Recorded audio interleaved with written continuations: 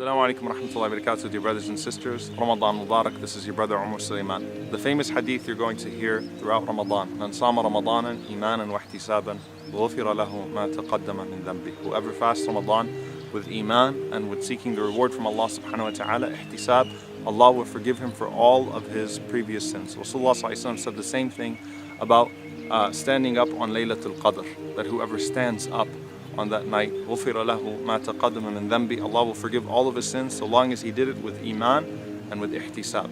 Now what makes Ramadan such a unique act of worship is that Ramadan engages each and every single aspect of your iman. Think about arkanul iman, think about the pillars of iman, think about Allah subhanahu wa ta'ala, where the Prophet ﷺ narrated hadith Qudsi where Allah subhanahu wa ta'ala said that all of the actions of the son of Adam are for him except for fasting.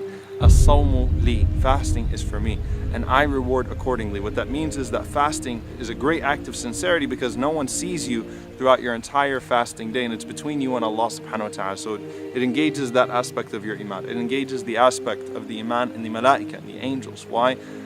Because of the amount of angels that are active in Ramadan, especially on Laylatul Qadr, where تنزل الملائكة والروح فيها بإذن ربهم من كل أمر, where Jibreel alayhi salam and the angels are all descending on that night. And one of the reasons why it was called Laylatul Qadr, the night of Al-Qadr, is because Qadr means to restrict, and because there's restricted space because of the amount of angels that are descending on that night.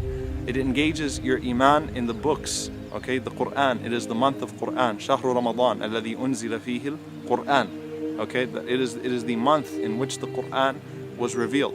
It engages your belief in the messengers, because where do you take your fasting from? What you are trying to learn to do during the month of Ramadan is become like the Prophet sallallahu alaihi wasallam. And the Prophet sallallahu alaihi wasallam, did not just obviously abstain from food and drink, but at the same time, the characteristics, the qualities of the Prophet sallallahu alaihi wasallam that are often neglected. It engages your iman in al-yawm al-akhir, your belief in the Day of Judgment. Why? Because you are seeking the reward for this on the Day of Judgment. And that's why when the Prophet ﷺ said that there are two rewards for the fasting person, when he breaks his fast and then when he meets Allah subhanahu wa ta'ala. So knowing that I'll meet Allah subhanahu wa ta'ala is one of the greatest motivators throughout the day of Ramadan, that inshallah ta'ala this hunger and thirst will lead to satisfaction and contentment on the Day of Judgment, and it engages your iman, your belief in al-qada wal-qadr, in divine decree and predestination.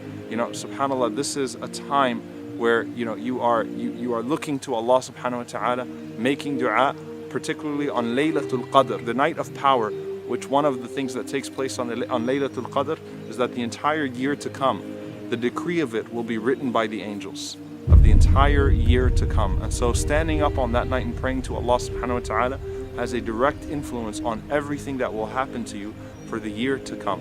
So Ramadan is a unique month of worship in that sense, that it engages all of those pillars of iman.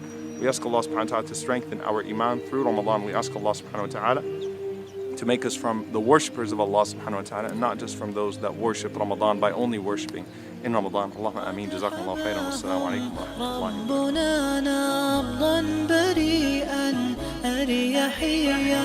نشعر الإحساس فيهم صافيا عذبا زكيا. ضمني طفلي منيا، ضمني أكثر هيا.